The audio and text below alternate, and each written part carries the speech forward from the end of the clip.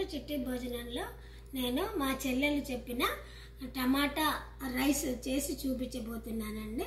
దానికి కావాల్సిన ingredients KG రైస్కి 4 గ్లాసుల రైస్కి బిర్యానీ రైస్ అండి. 4 గ్లాసుల బిర్యానీ రైస్కి 3/4 కేజీ టమాటాలండి. ఇవి కేజీ కంటే కొంచెం తక్కువ ఉన్నాయి. ఈ టమాటాలు శుభ్రంగా కడుక్కొని ఇలా కుక్కర్లో వేసి 4 గ్లాసులు వాటర్ వేసి ఉడకబెట్టుకోవాలి. అది నేను చూపిస్తాను. బియ్యం కడిగి నానబెట్టుకోండి. ఇలా టమాటాలు ఉడకబెట్టుకున్నవి ఇలా గిన్నెలో తీసుకొని తొక్క తీసేసి స్మాష్ చేసి వడగట్టుకోండి. టమాటాలన్నీ ఇలాగా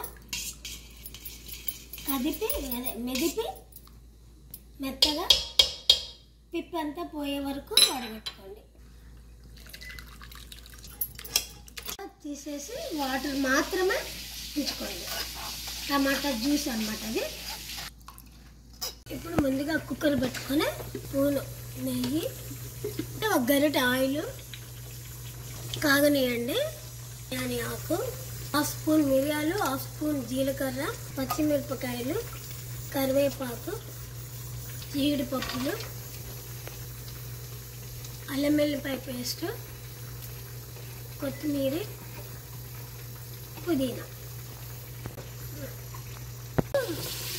ఉల్లిపాయలు అవన్నీ వేగేయండి. కొంచెం పసుపు వేసుకోండి. 4 గ్లాసులు బియ్యం వేసాను, అందుకని 6 గ్లాసులు టమాటా వడగట్టిన వాటర్ వేసుకోవాలి. ఉడకబెట్టి వడగట్టిన వాటర్ వేసుకోవాలి.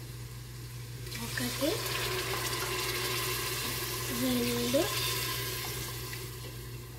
3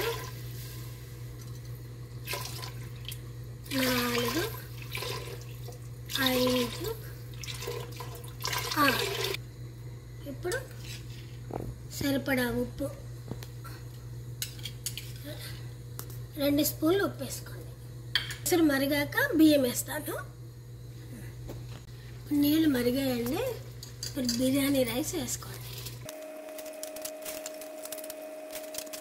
ఇలా బియ్యం వేసాక ఇలా కలిపేసేసి పెట్టి ఒక విజిల్ అయ్యే వరకు ఉంచండి.